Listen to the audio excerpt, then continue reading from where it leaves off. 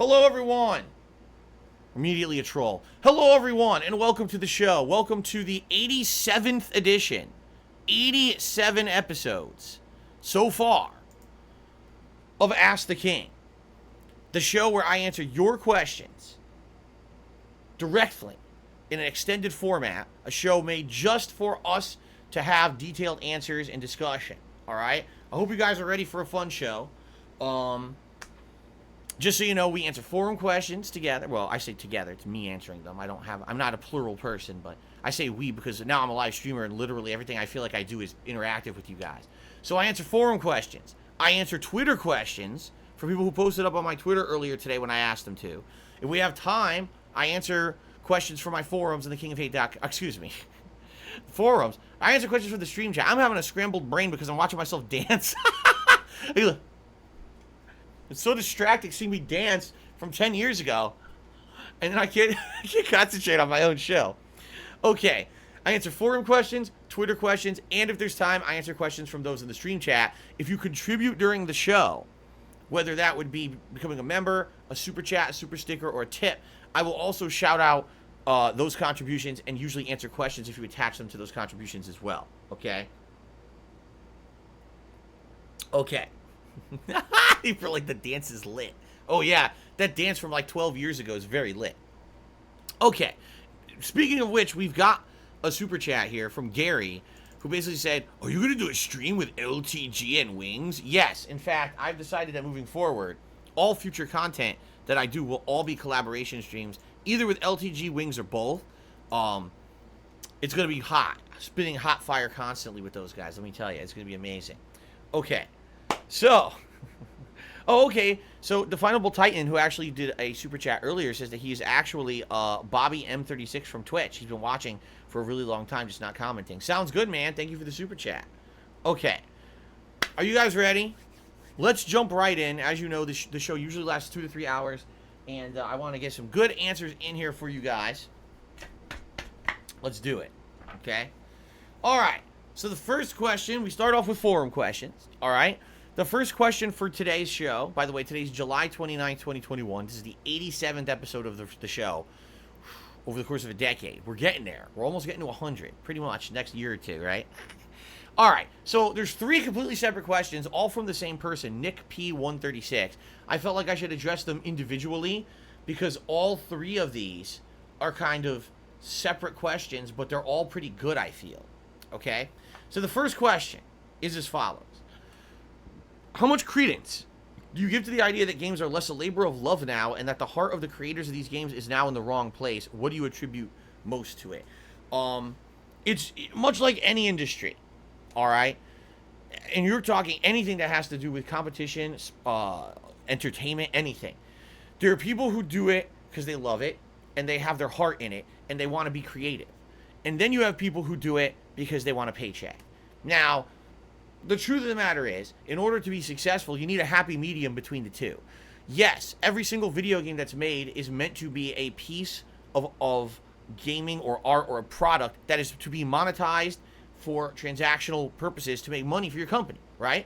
No one's making games and giving them out for free and saying, here, just enjoy my amazing game. I will charge you nothing for this. It's not happening. People need to make a living, okay? We get that.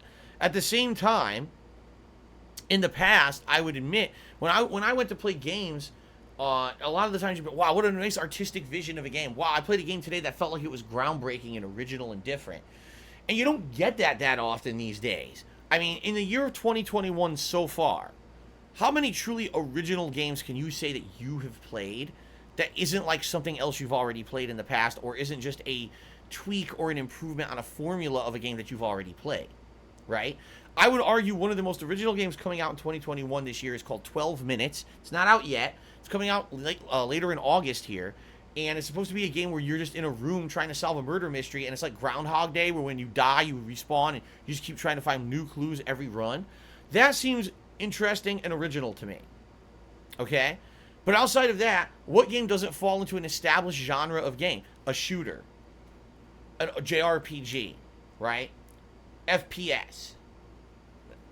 Typical sports yearly installment title, typical driving style title, you know what I mean?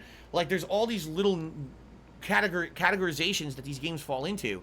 And you say, okay, what's different about this shooter? Oh, well, this one has some unique weapons. Oh, okay. But it's cover-based, kind of like Gears of War. Oh, all right. What's unique about this first-person shooter? It's got double jumping, wall running. We haven't seen that in a few years. And maybe there's class system that's a little unique. Oh, okay. But it's still the same kind of first-person shooter you played 10 times. What I get is, it's so funny to me. Every year now, there is a new online cooperative shooter game. Whether we're talking ones that are Battle Royale or looter shooter. But they're all the same fucking game over and over and over. And every year a game comes out and it ends up being like a big seller. Oh, so many people are playing it. It's the top stream game on the internet right now. And I'm like, it's the same thing you've played before. Like, all it is people want the same shit over and over. What they're proving is that they don't want original games. What they want is they want to be spoon-fed the same game with a new, shiny coat of paint on it and think that it's new and act like they're playing something new when they've already done it before. It's pretty frustrating because when these games usually come out that are unique, most people don't get to play them or even hear about them because all those other cookie cutter fucking games that you've seen a million times are the ones that get the big marketing budgets. Those are the games that every popular streamer who's a shill gets paid to play. And so you hear, oh my God, did you hear that? What was the fucking game that just came out like 2 months ago? The cooperative shooter that I don't hear anything about anymore, but it was like the best game of the month or something. I don't even remember what the name of the game was anymore. It's on Game Pass right now, I think. I can't even remember it. But it came out and everyone, oh, it's the biggest game. And now no one talks about it anymore. Why? Because it was pushed to the forefront by marketing. And then after that, you don't hear about it anymore. But people, yes, Outriders. There you go, Outriders. The fuck is that? Who the fuck cares about Outriders, right? It's a game that literally only got any popularity because of marketing. And then after that, oh, it's a fucking cooperative shooter. Yeah, I know, I played it. I played Destiny. I played fucking Apex Legends. I played this. I played fucking Borderlands. I played them all. They're the same fucking game 4,000 times. Where's the originality? When you're making the game for the dollar sign, because you know people like that genre, rather than to do something actually innovative and fun or artistic, you've kind of lost the point. But the same thing happens in every industry. Take a look at sports, right? It used to be people did this for the love of the game. Oh my God, the true greats of sports used to be amazing people. And now it's like, they're doing it for the money. They're commercialized. They fucking 4,000 endorsement contracts. And as soon as the money ain't there, they drop out. They don't care about the sport anymore, right? Same thing with TV and movies. If it ain't profitable, who cares, right? So, you see what I'm saying? Like, it happens in everything. It's not just video games. But I will definitely tell you right now, we're starting to hit that moment in gaming where it really feels like everything's been commercialized out the ass. Perhaps with programs such as Microsoft Game Pass, all right, we're going to finally see an effort to, I would say, not necessarily fix that, but at least with Game Pass, since you're not dropping full retail price on any game anymore, if you just have the subscription-based service, maybe it'll give people opportunity to explore other genres and actually games that are innovating that don't get that big marketing push like a game like Outriders did, right? Instead, people, I never heard about this game 12 minutes before. Let me actually give it a look because it's on Game Pass. I don't have to spend any money on it. Instead of, the only game I heard about all fucking month was this game that has an insane marketing budget because it's just made for money and it's not even anything innovative or interesting, right? Now, at the same time, we got to realize something, all right? Video games have now become a major commercial venture since the 1980s. They increased even more in the 90s, 2000s. Every decade, it becomes bigger and bigger.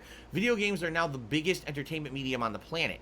With that being said, it's going to be harder to innovate. You know what I'm saying? It's going to be harder to have game devs who are like, man, I'm into this for the love of it, and I made something that's a complete gamble, a game that's so different from anything else you've ever seen. Because at one point, you're going to say, well, I've seen everything. I've played everything. I've seen everything. You know what I'm saying? Like, at one point, you're going to get to the point where it's like, all right, I've done everything in gaming. Why is this guy fucking spamming this command? I'm going to ban this idiot from my chat. He's fucking spamming a command 100 times. What a dunce. Stop doing that, stupid. What a moron. Anyway, yeah, the point I'm making here is it's going to be harder moving forward to even find things that are considered artistic, original, or different when it comes to video games.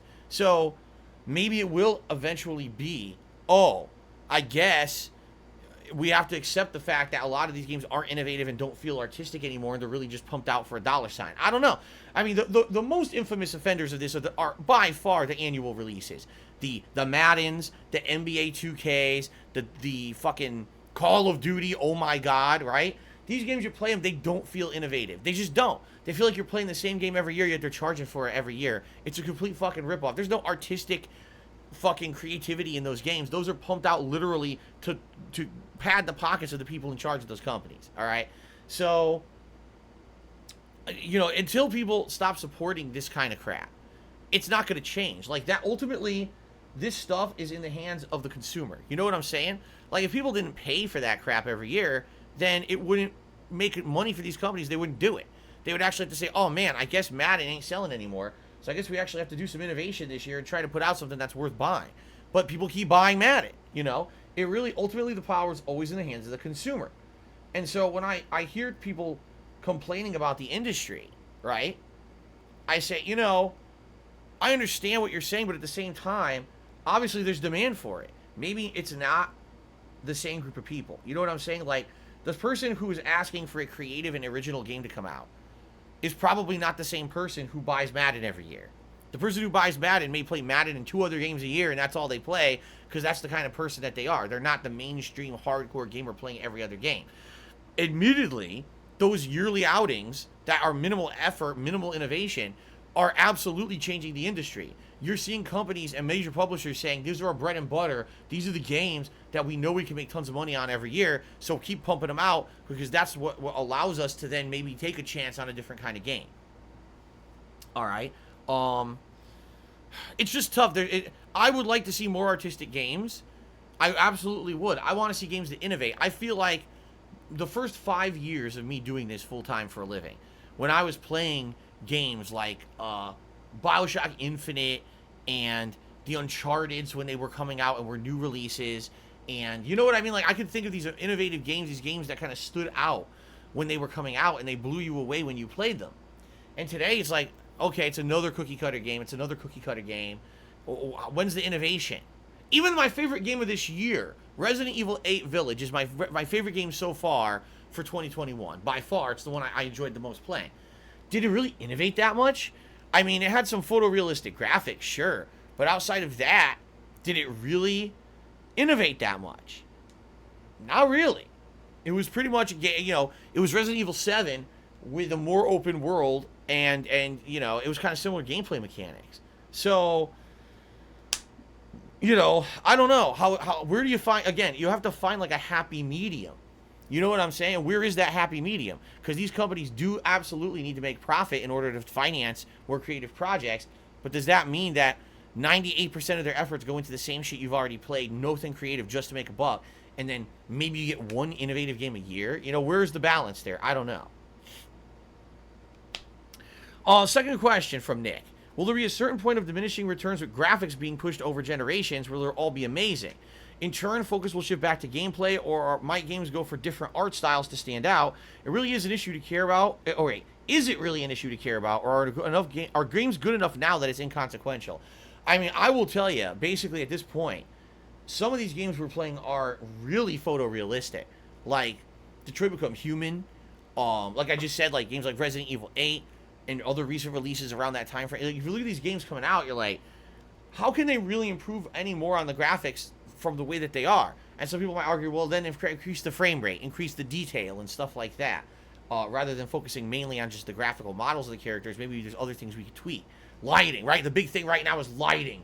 How you can do the real-time lighting generation and all that shit. What do they call it? Anti-aliasing and shit, and everything that's fucking going on in these games now that normally wouldn't have been possible on console. Ray tracing, right? Oh my god. Ray tracing enabled on PS5 is like the biggest thing right now. Okay? Does it necessarily add a ton to the game? No. If you played Ratchet & Clank Rift Apart with or without ray tracing, I don't think it changed the game. You know what I'm saying? Maybe a little bit. Wow, that was cool. Okay, back to the action. You see? So basically for me, like, graphics are absolutely a concern, but for me, as long as the game is fun and has a gameplay loop that hooks me, I really don't care that much on graphics. Some people are the opposite. Some people are these graphics nerds, really. Like, oh my god, the game must run at a full 60 frames, I'm not even touching it, shit like that, right? Are we getting to the point where it's inconsequential? No. especially when people are paying for these next-gen consoles, they're expecting a step up. If you're paying $500 for a new console and the game looks the same as it does on the last-gen console, there's obviously a problem there, right? The good news is, at the very least, even if the graphics don't look much better, there's been other improvements. For example, loading times have been dramatically reduced on these newer consoles due to the SSDs, the solid-state drives. So, what I would argue is, graphics are important, but they're not the end-all be-all of a game. If graphics were important, you never would see hit indie games, right? Who would have played Undertale if graphics were important? How would Among Us have been a virally popular, insanely profitable game if graphics were important? It wouldn't have. People would have been, oh, look at those games that look like shit, man, I'm not playing that. That's not the case. These games can be popular for other reasons. That's a good thing. In my opinion, there's room for games to have groundbreaking, amazing graphics and blow you away, but there's also room for an indie title to come out that doesn't look great but plays fun and has a cool addictive loop and you can play it with friends. That also has a place in gaming right now, and that's a good thing. That's a good thing that it's not all about just pumping out state-of-the-art graphics and that's it. I do like the fact that you can have games that have a more retro feel and they're still popular.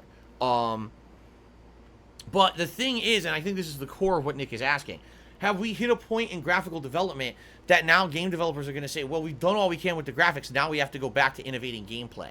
Because honestly, that really is where we're lacking right now. There's been very little innovation of gameplay in the last few years. How many games can you say you played and you felt like you were playing something completely different from anything else? I couldn't even tell you maybe a single game like that. I mean it. Like, usually whatever game you play is a tweaking of a previous game engine or a previous genre to become best in class. Like Ghost of Tsushima last year did absolutely nothing completely innovative, but by perfecting certain things that I've done in other games, became kind of a best in class example. You see? That's really where games are shining these days. Same thing with God of War from a couple years ago. Was that game groundbreaking? Oh my god, I'm doing things I've never done in a game before? No. But did it have a great story, great motion capture, great graphics, great gameplay, open world exploration, ton of content? Yes. So it did everything good. It just didn't blow you away with something new. See what I'm saying? And then, there's games that gamble, and sometimes the gamble pays off and sometimes it doesn't. I'll give you an example here that a lot of people are going to kind of cringe at. Death Stranding. I feel that Death Stranding took two gambles by becoming a game that took a really crazy chance on doing crazy gameplay that you've never done in any game before, but at the same time made the game more about the arcing narrative and an overall narrative of the game rather than the gameplay. Kojima actually said the gameplay of the game is not meant to be entertaining. He literally said that. He said the point of the gameplay is to push the story across. The fact that everyone's separated, it's an arduous, long task to get these people connected again. That was the point of the game, like the plot of the game. But the question is, was that a fun game to play? And it really wasn't. Like, the gameplay sucked shit. But the story was groundbreakingly amazing. I loved the story of Death Stranding. I want to see more stuff like that from Kojima and other game developers. I just wish he could have paired it with gameplay that was also entertaining, you see? So you can't really have it both ways. If it's about graphics, great. But when your graphics get to a certain point, how do you innovate the gameplay? How do you take the chance of doing something new and different, right? I don't know. Anyway, will graphics become inconsequential at some point? It's a good question. Will we actually get to the point where consoles and the PC have pushed graphics so far that the game developers are like, can't do anything better, so let's try to do something innovative with the gameplay? I don't know, man. I guess we'll have to see. We haven't gotten there yet. Like I said, I think we're finally just reaching a console generation where we can get games that load quickly and run at 60 frames per second. How fucking long has it been? How many console generations since they promised it was going to be great? I mean, I would say I'd go all the way back to fucking Xbox 360 and PS3, where they promised the world, under-delivered. Okay, here's the next console. Promised the world, under-delivered. Okay, here's the next console. Finally, with PS5 and Xbox Series X, we're seeing some of these promises on graphical performance and loading times actually being lived up to, finally. So maybe now that we're getting to that point, now game developers can focus more on innovating gameplay. All right? But what I am happy about is that it is not all about graphics, graphics, graphics. There is a place where indie games that don't have amazing, groundbreaking graphics can thrive. They are thriving right now. So that's good. Third question from Nick. He says, do you think games with a retro feel or hitting back at them, like Retro City Rampage, Undertale, Bloodstained, Katana Zero, have a place in today's gaming? Is it only effective on retro gamers, or do you think they can appeal to a more modern audience like me, early 20s? It is strange for someone like me to retroactively be nostalgic for games that I wasn't around for. Admittedly for me, alright, when I'm playing a game that has a retro feel or retro look to it, I do get nostalgia because I think about the days when I used to play NES and stuff like that. Absolutely, those games are appealing to me because I'm of that age range. I was growing up in the 80s and 90s and playing those games, and now having a new modern game that has that feel to it, it's appealing to me. I don't know if those games are necessarily trying to appeal to a younger demographic, but again, they could still be popular with a younger demographic if it depends on viral popularity, if it depends on if a game can show that it has an addictive gameplay loop and you want to play it. Like, I never would have suspected a game like Among Us would have been as popular as it is, but it only became popular when popular content creators started making viral content with it. That game, it was out for almost 2 years before it became popular, and then it became virally popular because of content creators playing it, not necessarily because of the game itself. Okay? We're in a unique time right now where people are realizing that anyone who turns on a stream can become an influencer and influence the actions of other people. And so you can get games that necessarily aren't modernized games that can become virally popular, you know? Yeah, it's interesting. I would say there's definitely a place for it, like Undertale, too. Like, that was a game is trying to appeal to a more retro audience, definitely with its style of gameplay, but then it has modernized themes and shit in it that you don't see in old school games.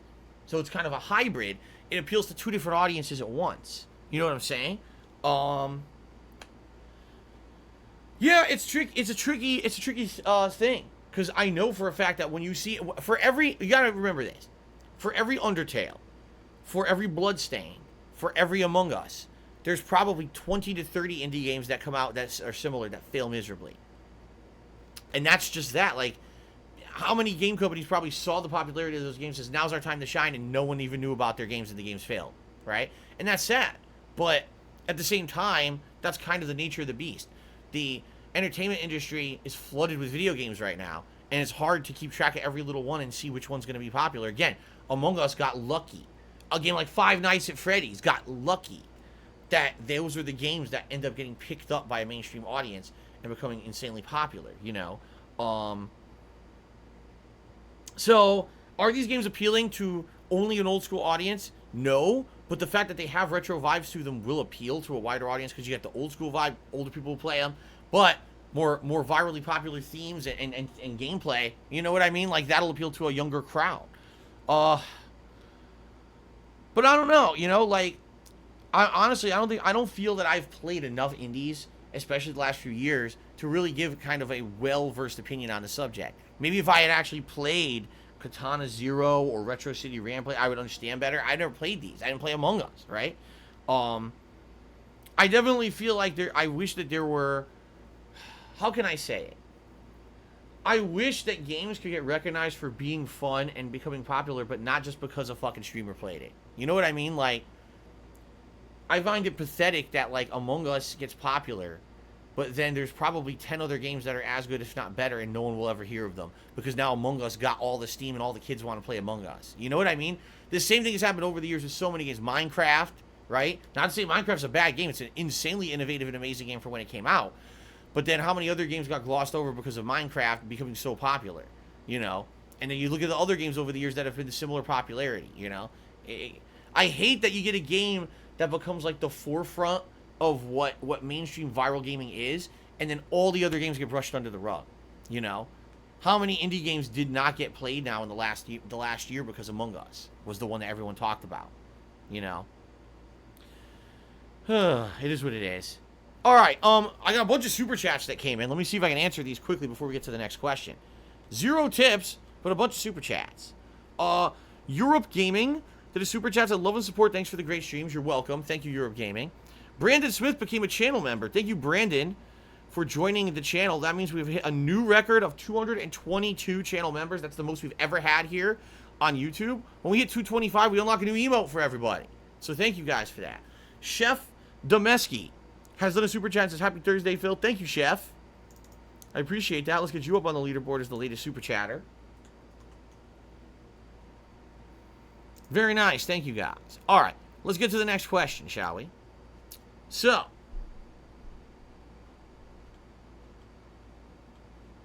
I clicked the wrong thing. There we go. All right. Our next question is from I Cured It With My Brain, and he asked the following. Were there any foods that you hated as a child, but you've now grown to appreciate as an adult, and vice versa? When I was a kid, I mean, I really didn't like certain things. I hated broccoli. I thought broccoli was disgusting. And my mom loved broccoli, and at least once a week she would make a meal with broccoli. And I told my mom, I'm not eating it. When I eat it, I was retching. I was feeling sick to my stomach. I thought that the broccoli was absolutely disgusting. So what she would do is she would implement the broccoli in a dish. So, for example, my parents would have grilled chicken, a side of like rice-a-roni or something like that, and broccoli. I wouldn't want to eat it separate because I thought that the broccoli was disgusting. So my mom would take the three and put them together as like a bowl. Like today you can go to like a restaurant and get like, oh, the Cantina bowl or whatever. She essentially would do that for me. She would chop up the broccoli, chop up the chicken, and mix it in with the rice so it all was together. And when you put it together, it actually tastes better because you had the flavor of the thing you liked with the thing you didn't like, and it negated the flavor of the thing you didn't like. Okay? When I was a kid, I absolutely hated seafood because I thought seafood looked disgusting. I was like, dude, shrimp, lobster, crabs, they look like bugs. They look like underwater bugs. Why the fuck would I want to eat a bug? That's disgusting. I thought they were creepy with their little legs going across the water and shit. I'm like, why the hell would I want to eat that? You know? As I grew up and I stopped being creeped out by bugs, I actually started trying seafood and realized that it's insanely delicious, especially shellfish that I avoided for the longest time. And also I've learned that things that necessarily don't look appetizing can be very, very delicious. For example, when I was a kid, I never would want to eat a fish at all if I could avoid it. Maybe fish sticks and stuff like that, but that was it. Then when I grew up, I was like, oh, I'll be adventurous. So I went to this restaurant. It was a Thai restaurant, and I went there many years ago. And I forget what kind of fish it was. I don't remember. But it was the fish had the scales on it and shit. But it had all this sauce and seasoning and things. And I just eat it like this, huh? So I start to eat it. I'm thinking, oh, this fish is going to be like rock hard, crunchy, disgusting. It was insanely soft and flaky. Everything on that fish was completely edible and insanely delicious. I couldn't believe how good it was. But when you're a kid, you don't really venture out too much because you always want things that look safe or things that you're used to, you know, seeing or eating. And then when you get older, you become way more adventurous, you know. Let's see. What else didn't I like when I was a kid? Let me think about this. You know, all right. What did I like as a kid that I don't like anymore? I was insanely, of course, as any kid, into sweets. Any kind of candy, anything I could eat. I would eat Smarties. I would eat Mentos. I would eat Junior Mints. I would eat any kind of chocolate you could put in front of me, I ate. You know what I mean? Lollipops, anything. I was, sugarholic. As I got older, the cravings that I have for certain things, like right now, I would not eat Skittles unless I was forced to. I have no desire to eat sugary candies like that. I would not eat Smarties. I would not eat Sour Patch Kids. I would not eat any gummies.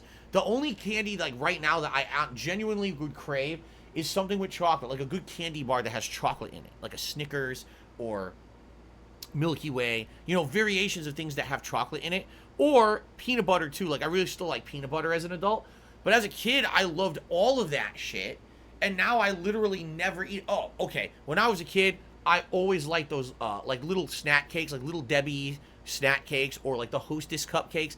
Oh my God, those were amazing. I always loved those. Now I couldn't even want one.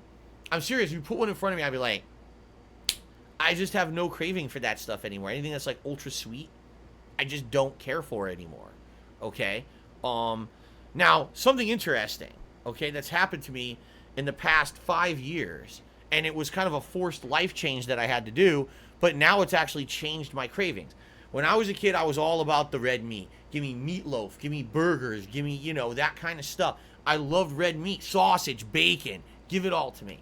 I'm not saying I don't still like that stuff, okay?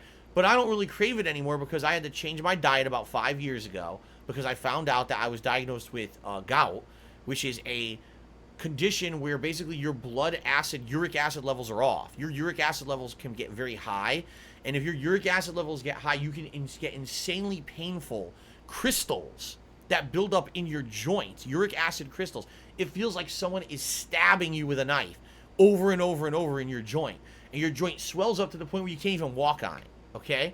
So when this happened to me, I had to basically change my entire diet and lifestyle because I used to be all about the red meat. So I stopped eating burgers, I stopped eating steak, I stopped eating these things often. Every once in a while, you have them once or twice a week in minimal portions or moderation, it's okay. I just can't eat it every day anymore like I used to, okay? So when I changed my diet and I started eating way more chicken, fish that's not shellfish, okay, that kind of stuff, turkey, anything that wasn't considered a red meat, I essentially stopped craving the red meat. Like, when I stopped eating it as a regular part of my diet, my body didn't really crave it. Like, right now, I know a steak is delicious, but I don't crave steak. Like, I really don't. I have no desire right now to eat a juicy steak. I used to have that craving all the time, and now I don't. Same thing with burgers. Like, a good burger is delicious, but I'm not like, oh man, I want to go out and grab burgers right now. I don't get that desire anymore. It kind of phased out as an adult when I changed my my diet. So when I was a kid, I was all about the sweets. I was all about the red meats. I was all about that kind of stuff. And now that I've gotten older, I almost never eat dessert at all. But now I like shellfish, which I didn't like as a kid. And what I'll tell you is, of course, being an adult, like, this comes with being an adult. When you're an adult, you can actually have the ability to pick your own cuisine and venture out and try different things. You'll find you like other things. Like, recently I found that I like Mediterranean food. I like Indian food. I like certain Asian cultures food, like Thai food and stuff that I never tried before. And I try, I'm like, wow, this is really good. But I never had the opportunity when I was younger to try that. When I was younger, I was eating Italian food, Polish food, that kind of stuff, because that's the culture I came from. That's what my mom would cook. And all the local restaurants near me when I was a kid were Italian. So we ate out, we ate Italian. That was it, Italian all the way. Now there's like no Italian restaurants where I live in Washington, and the ones that are out here are very, very, very inauthentic to what I'm used to. Let's put it that way. So you basically get accustomed to whatever's available, whatever's readily available for you, right? And so now my cuisine tastes are much more adventurous based on what I used to do when I was a kid. Okay, a few shout outs here. Ann Shang Forever tipped me $1.30, says, I'm enjoying the Ask the King streams. Thank you very much, Ann Shang, for that. I appreciate your tip and the positivity. And then I received a tip from 672 for $6.72, says, consider the DSP controller emote for your next choice. That's the one where I'm holding the PS5 controller, I believe, right? He said, by the way, I love Ask the King. I enjoy your take on recent events in gaming. I hope that it can stay. Thank you, 672. Biggest tip of the day. Only the third tip of the day. Thank you for that. Let's add that to the running total. And then we got super chats to shout out again. Shout out to Everything PlayStation 890, who did a super chat. Says, what do you think about Kena Bridge of Spirits delay? I mean, it's only a month delay. It was going to come out in August amidst a million other games. Now it's going to come out in September amidst a million other games. So it didn't really matter. Like, I don't think it's going to hurt the game by delaying it a month. And if they can make the game better, if there's a significant thing they're trying to improve, and they feel like a month of delay will do that, then I think they should do that. So, not a big deal. If the game had been delayed significantly, it would have been more of a bigger bummer. But I think that the 1 month delay is not a big deal at all. Chad B did a super chat. Says, you can tune a piano, but you can't tune a fish. Waka waka waka. That's definitely a Fozzie Bear joke. All right, so thank you, Chad. You were the latest super chatter, so let's get you... Whoa, what happened here? There we go. Thank you for the super chat. Okay. Excuse me, continuing on. Okay. The next question is from We Stream No Games. They asked the following. Phil, I've been a long-time viewer of yours, all the way back since 2010. I love your gameplay content, but personally, one of my favorite things that you do is to watch stuff that you will do outside of gameplay. I guess it means like this show, right? Mainly because I like watching your videos for you. if the game isn't interesting to me or I don't want it spoiled, I'll end up not watching that particular playthrough. My question is, would you consider doing more streams that are not gameplay related? Stuff where you talk on camera, such as Ask the King, are great. I'd appreciate more IRL live streaming stuff to fit into your style. I know you said you don't want to do Cooking with the King. Maybe it would be fun to watch you try a new recipe on camera. First of all, I'm just going to reiterate. If ever I were to innovate my content, it ain't going to be Cooking with the King. The furthest and most I would go is maybe refilming myself making a pot of Italian sauce, because when I made it at this point over 7 years ago, that recipe is very, very different from what I do today. I tweaked it to the point where now everything's in line with being way more authentic, more robust flavor, way less of the shitty sugar and additives and things that I put in that weren't very good. I also usually don't even make homemade meatballs anymore. I usually buy something else to toss in it. But it's very different today than how it was 7 years ago. My recipe's been tweaked a lot, okay? But outside of that, I gotta say something. I hope you guys will listen up, okay? I don't cook that much. I personally only cook basic things, because when I cook, I know I'm not a great cook, and I don't want to waste food and time. I don't have time to waste cooking. You guys know my work schedule. I work a very lengthy first stream. It ends. I immediately usually either eat or have to cook there if my wife's at work.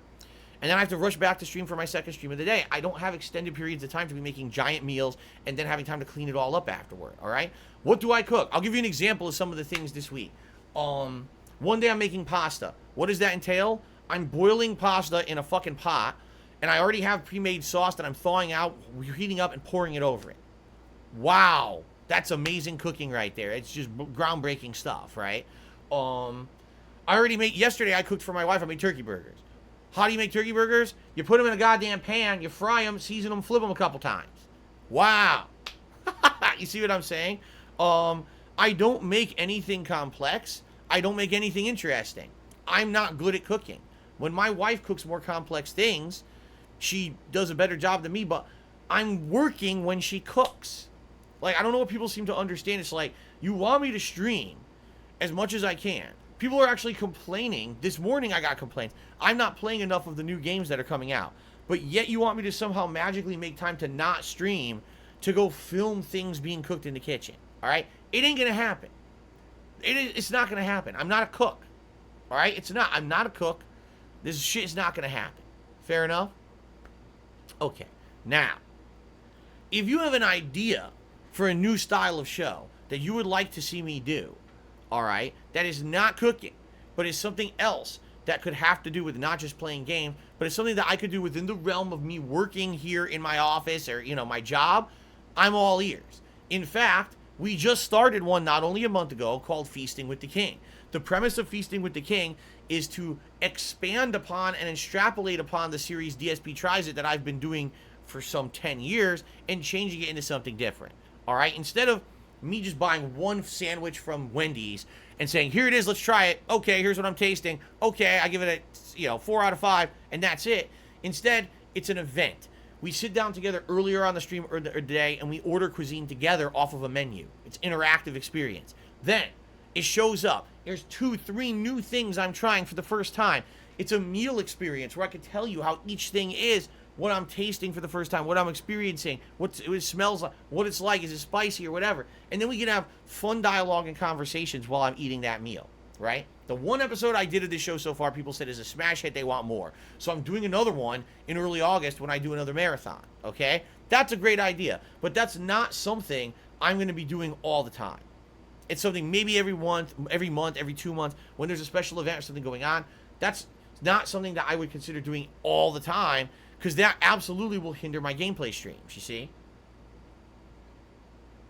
I am absolutely excited for the next episode of that. I can't wait to get your feedback on that, okay? But outside of that, like, what else kind of stuff would you guys like to see me do that I could do right here on stream that isn't going to significantly either take away from me doing my gameplay streams or isn't unfeasible? Like, go cook. I'm not cooking. I'm not a fucking cook. I have no desire to become a professional chef and make recipes for you guys. It's a waste of time. I'm not doing that, okay? If you have another idea, please share it with me. But not the same shit you've been saying for 10 years and I keep telling you, no, I'm not interested. Okay? So, let's see. Opening trading cards for money. So, let's see. I don't collect trading cards. I don't have money to collect trading cards. But you want me to open trading cards. Oh my god. Anyway, I think you guys see my point, don't you? I think you see the point I'm trying to make here. Is that if you have ideas, share my way, but just asking for the same thing for 10 years ain't going to work, especially if I didn't do it in the last 10 years, okay? By the way, I believe my wife has left for work. And if that is the case, I can actually open the door and turn on all the air conditioners, and we can have Jasper in here if he wants to join us. Let me check everything here. Yeah, see? So...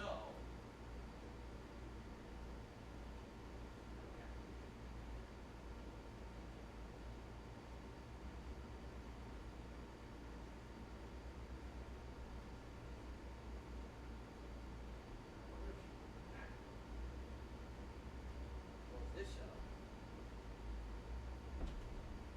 Turn this on.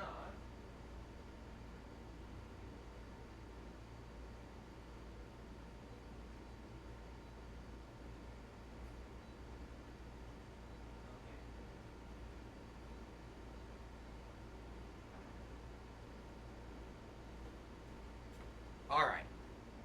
I just wanted to do that quickly because I know you guys asked for Jasper to be on the streams, and today is actually a day he can be on the stream if he wants. But I had to wait for my wife to go to work, which she has now. So now I'm opening up all the doors and basically turning on all the air conditioners to have the whole house air conditioned, and that means he can come in now. Okay? All right. So if you guys have ideas for a new show, send them my way. All right? Alice Telemon tipped me $1.30, says, Revive Hate Live. Now, the thing about Hate Live, again, this was a show, this was my ongoing podcast that I used to do. And the reason that it was a fun show was because at that time, I wasn't an interactive streamer. Hate Live was an opportunity for me to talk about certain topics going on in gaming, to also talk about things going on in my personal life and the state of the streams and stuff that was interesting to you because this was a way for you to get that kind of interaction. It wasn't just about, oh, Phil's streaming a game and trying to make progress in a game playthrough. Okay? It made sense at the time. But when I became an interactive streamer and the fact that every day now on pre-stream, I talk about these topics. During the stream, you guys ask, I talk about these topics. I don't see how Hate Live could even fit into my content anymore. Like, what's the purpose of the show? When I do that every day, you know?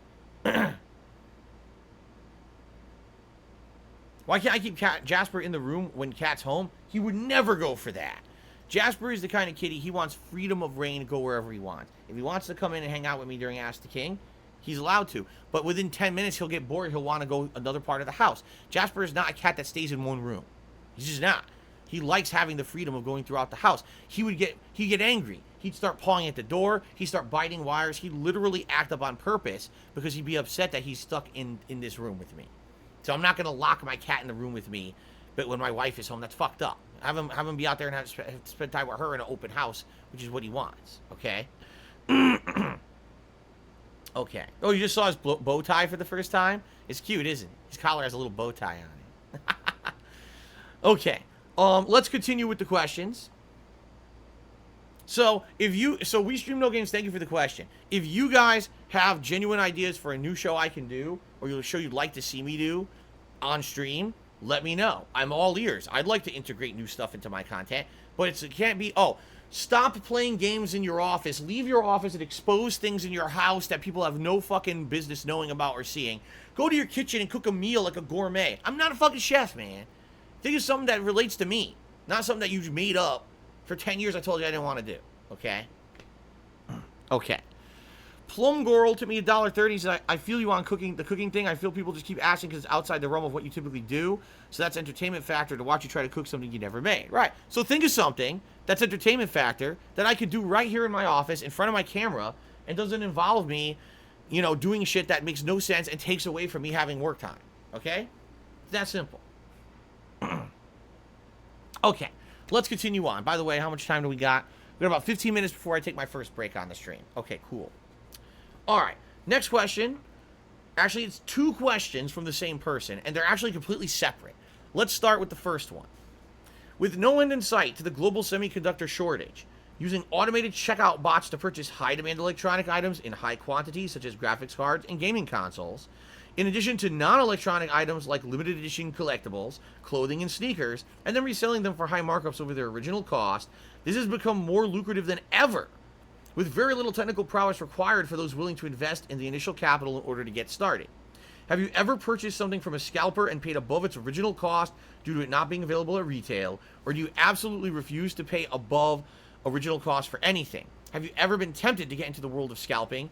And can you ever see yourself joining private scalper groups on Discord, which are commonly referred to as cook groups, and then eventually renting or purchasing bot keys to increase your chances of success? Holy shit. This is an elaborate question. All right. In a nutshell, no. I have never bought anything from a scalper in my life, and if I can avoid it, I would love to. I've never bought tickets from a scalper. I've never bought a electronic from a scalper. No. If I can't buy it at retail, I don't buy it, because I don't believe in the practice. I think that the practice should be illegal. I'm serious about this. If something is being sold at retail price to an open market, someone should not be able to purchase it and then resell it for an exorbitantly higher price and then stop people who legitimately wanted to buy it for use from using it. Okay? I'm sorry, I just don't think it should be illegal. I think there should be ways around it. There should be ways to stop this activity. I just believe that. All right? If scalping on tickets is illegal, think about this. If buying tickets to a concert, right, or to a sports event, and then reselling them for a higher amount of money is illegal, because it is, why isn't this illegal with other things?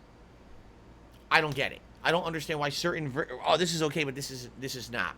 All right? In reality, what it is that we are living in a digital age, but we're not ready for the law enforcement to catch up to the digital age. I can tell you right now, and this is not an exaggeration, go talk to your local police force, your local police presence, and ask them, what is your cyber capabilities? They will tell you, we barely have a budget to do what we need to do just to keep order on the streets, right? We don't have a fucking cyber task force to go out there and stop people doing illegal shit on the internet. We just don't have it. We don't have the means. We don't have the manpower. We don't have that capability. Yet, every day, something new is happening online. That's some big development, big business. You know what I mean? People were shocked with the PS5 and the Xbox Series X that this happened. Oh my God, how did these scalpers do this? Because it's an opportunity and there's no regulation of any of it. It's all free market, do whatever the fuck you want on the internet. There's people who literally stalk people on the internet. They ruin their lives by doing fucked up stuff to them on the internet. And there is no law enforcement to stop it. We have two existences now in the new day.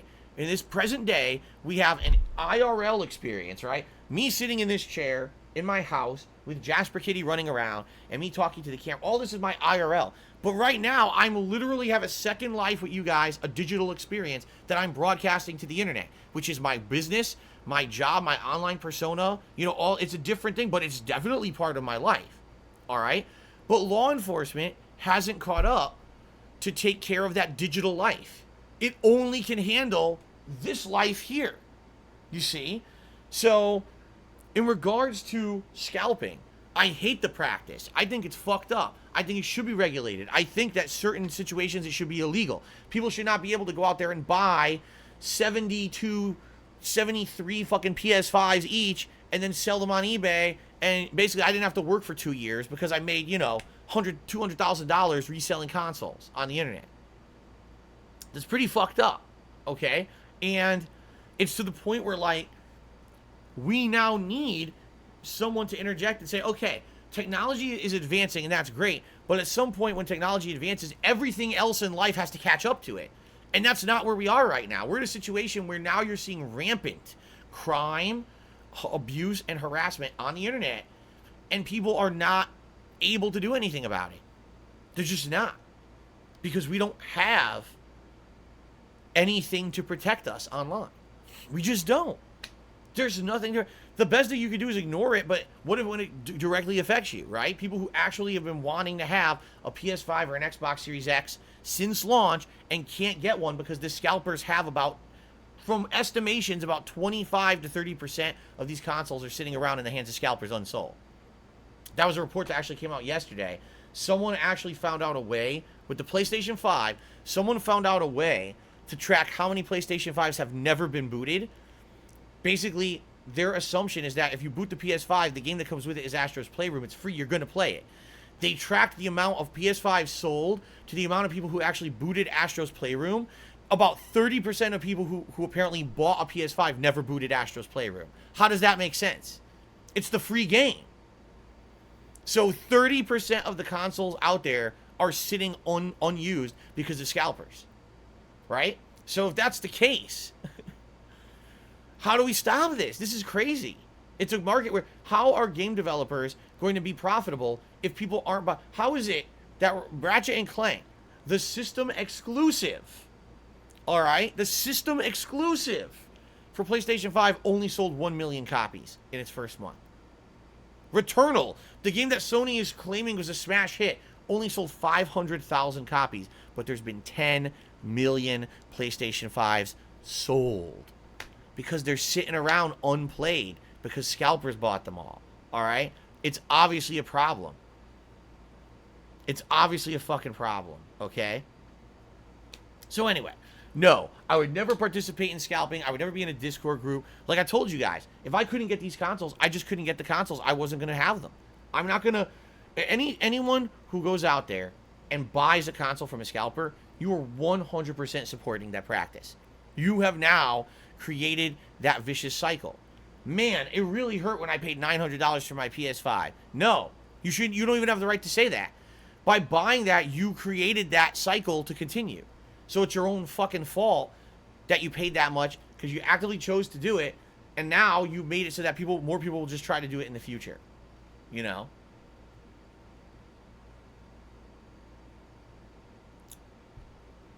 So, absolutely not. No, I don't support the practice. I would never be part of that shit at all. I've never been tempted to join the world of scalping or anything like that. The only things that I've ever paid more than what you consider market price are collectibles. Like, for example, yes, for a while there, I was going to conventions and I was buying retro games. And yeah, I'm paying way above what you would think would be the estimated price because these are people selling them at convention. And they're looking to make a profit. And also they're saying, oh, this is a high-value collectible, so you're going to pay more. That's very different than buying a modern piece of technology and trying to scalp it at fucking, retail price, Okay. The second part of his question, this is Cisco Certified who asked these questions, by the way. He said, when you played Fighting EX Layer, you said one of its turnoffs for you was the Gougy system. Now that Arika released Fighting EX Layer, another dash on Nintendo Switch, and removed that Gougy system, would you play it again? No. The game's old. The game's, 2-3 years old. I don't care about that game anymore. When they released it, they had this system. And much to previous fighting games, it was a system. I call them isms because that's kind of what they were called in Capcom games. Capcom would say, oh, X-ism. That plays like old school Street Fighter 2. Oh, V-ism. That's the ism where you have custom combos. A-ism. That's the standard one where it plays like a more modernized fighting game. You see? This has been present in many different games before, including the Capcom vs. SNK series was really the one where it was very prominent, CVS 2. And then they decided they called it the Gougy system in Fighting EX Layer.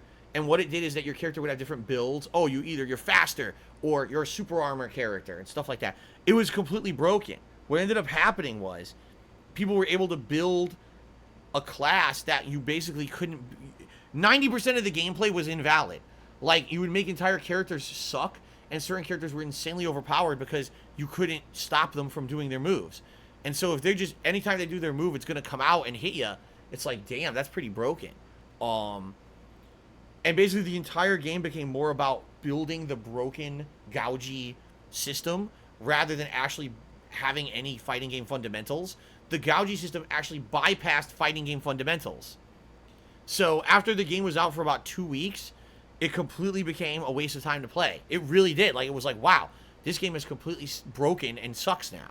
So you're saying the game came out on Switch and they removed it. Well, too little too late. The game's 2-3 years old. I don't care about it. I'm not going back to it. I'm certainly not buying it again on the Switch. The game didn't have that much of a following when it was on PS4 anyway.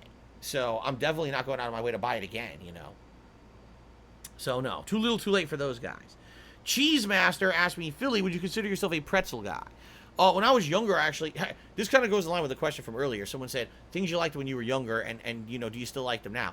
When I was younger, I actually liked pretzels a ton. That was one of my favorite snack foods at night. If I was craving a little something, just pop a few pretzels, Today, not so much. I think what it is I don't really like a lot of high sodium foods like that. And even though they taste great sometimes, like, I don't want to eat something that's super salty, Every once in a while, I'll eat a pretzel, but it's not something that's, like, I crave or anything. However, However, I will tell you this. I absolutely love those fresh pretzels you can get at like the mall, like pretzel. They're not called pretzel time. It's pretzel maker, the super, super pretzels and things like that. Those are fucking good. The fresh baked pretzel, the big one, and you can get flavorings on it and stuff. Like you can get sour cream and onion. You get cinnamon and sugar. You can get, I see them pizza pretzels with pepperoni and cheese and sauce and stuff. That shit's, I like that. But I don't necessarily like just like eating a bag of pretzels anymore. Okay, Auntie Anne, yeah, Auntie Anne's is fucking amazing. I love Auntie Anne's pretzels, absolutely. Some shout outs. Mechanical tipped me $1.30. So how about working out with the king? Would improve your health and provide some new content. Okay, number one, how would I do that? I don't have anywhere to work out that I can record. If I were to work out, I'd likely clean out my garage and have a place to work out there. So we're talking, that's something that could never be implemented until I do many different things in life. We're actually working on cleaning out the garage, and we're hoping by the end of the year we can step by step get all the shit out of there and have some space to do stuff with. But I'm not going to work out here in my office. It's tiny. There's wires everywhere. I'm certainly not going to risk damaging something in here, and there's no other place to do it. All right. That's also more of a lifestyle choice. Like that's something that eventually, if I decide to work out, maybe I will implement it into something that I do with content, but it's not something at this time that I'm going to do. It's a big lifestyle change to do it, okay? So that's a maybe. It's not a no. It's a maybe for the future, but that's definitely not something that could be an immediate thing. But you see what I'm saying? Like, if you're going to ask Phil, I wish you would do a new kind of show. By the way, this show would be something that you have to completely change your fucking lifestyle and rearrange your house to do. No, that's not going to happen, especially not right away. Is it something I consider for long term? Yes. Is it something I could do tomorrow? Fuck no. I'm not going to do that. It's ridiculous. It's over the top, crazy asking me for things that are unreasonable. I literally just said, how about suggestions of things I could do right here in the office as a show, and the first suggestion I get is something that I can't. Delightful, right? Okay. More YouTube contributions have come in. Let's see here. So Barely Legal, Super Shy says, oh, turn this into a full-time cooking show in your kitchen. No. Jenna Tools did a super chat. Said, do you know knock knock jokes? Knock knock? No. Thank you for the super chat. Budget Django said, I think you would start doing interviews with longtime viewers, finding more out about them, or maybe reaching out to game devs. See, here's the thing. That sounds like a great idea, except for the fact that now I have such an online following of people who harass people who are followers of my content that I wouldn't even want to put people at risk doing it. And that's just me being honest. There's people who've come to these streams and don't even contribute in any way, shape, or form financially and have been harassed online by my fucking haters. It's fucked up. These people have gone way beyond the realm of reason. The realm of reason, oh, I don't like someone, so maybe I'll troll them on the internet. Maybe I'll troll the direct people who have interaction with them or whatever. Maybe I'll troll a little bit. No, these people have gone far, far, far, far beyond that. To the point where now they're actually, like, anyone who has any positive involvement with me in any way, shape, or form is now, these people are seeking them out and harassing them online. You see? To the point where I'm like, I wouldn't want to do a show where I even interview a viewer, because God forbid that viewer say something that gives away their location or gives away their personal information, and now online they get doxxed and they get harassed. So, as much as that actually sounds like an innocent suggestion for most people, sadly it's something I wouldn't be able to do because of the level of online harassment that I get. Okay. Chad did another super chat. He said, what about a virtual sit down with the viewers, background checks, verified chat topics onto I literally just answered that. Then he did another super chat. He said, thoughts on an FF battle system. I prefer the old turn-based way. I feel it's preventing me from buying the remake of Final Fantasy VII. I personally do also like a turn-based traditionalist JRPG style system. The action hybrid things that we've been seeing the last few years, it actually kind of started with the Tales of series. I remember playing like Tales of Vesperia, and that was a very action-based combat system. And then you see other franchises, Kingdom Hearts and freaking Final Fantasy now implementing this, to the point where everything's just massive 100% action-based and really doesn't have many RPG elements in it anymore. That's cool for maybe a mainstream audience trying to get a newcomer to jump in. But what about those of us who've been longtime fans of the genre, and now you're changing the genre? I don't necessarily like that. I want the option to play turn-based and the option to do action-based. I don't just want everything's becoming action-based. So I prefer turn-based because I'm a more traditionalist. PFAF has become a channel member. Thank you so much, PFAF, for joining, and that means we've hit yet another milestone. The highest number of members we've ever had, 223 and growing. Thank you very much, PFAF, for that. Klain did a super chat. He says, what about consider doing a one-off throwback stream where I put the camera on the TV with commentary? Can't do it. I don't have it anymore. All that old equipment doesn't work anymore. The old cameras that I used to have, I ran them into the ground when I used them. Like, I literally was using that camera 8 to 10 hours a day, which is not made to do. Digital camera is not made to be used that much. I was using them so much they were falling apart. My only camera that I have left right now, okay, has a faulty door where as I'm using it, it pops open and the battery shoots out. Okay, in order for me to do a camera-based playthrough, I would have to buy new equipment, which I'm not going to do for a one-off gimmick thing. Listen, I understand the whole campiness and nostalgia factor of doing it like that again. It's just not viable. The equipment doesn't work anymore. Okay? Hussein Humunde has done a super chat. Thank you for the super chat. Sorry I butchered your name. Jenna Tools did another super chat and said, knock knock, who's there? Europe. Okay. Your poo. Plum Girl did a super chat and says, maybe movie reaction streams. I don't watch movies. Like, when am I gonna watch a movie? And if you mean watch a movie live and react to it live, that's not viable. Like, yes, there were watch parties on Twitch, but you had to be an Amazon Prime subscriber. People who couldn't watch along with you. Guess what? I'm not on Twitch anymore. I can't watch a movie with you guys and do reactions. It's not viable. You can't do it. Okay? Yusef did a super chat. He says, what are thoughts on Vince Russo? I don't have thoughts on Vince Russo. I don't care about him. But thank you, Yusef, for the super chat. So you're the latest super chatter. I really don't give a fuck about Vince Russo. I don't. Okay. I think we have time for maybe... No, actually, we don't. All right. So, ladies and gentlemen, it is time for our first break of the stream. Thank you for the support so far. There's going to be at least another 1 to 2 parts. So, if you're watching live on stream, take a few minutes. It's going to be a short break. It's going to be 5 minutes, you know, not a long break or anything like that. If you're watching on demand on YouTube, there'll be another part coming up. So be sure to keep an eye out for that right here on this channel. All right, guys? Thank you very much, and I will see you all in a little bit.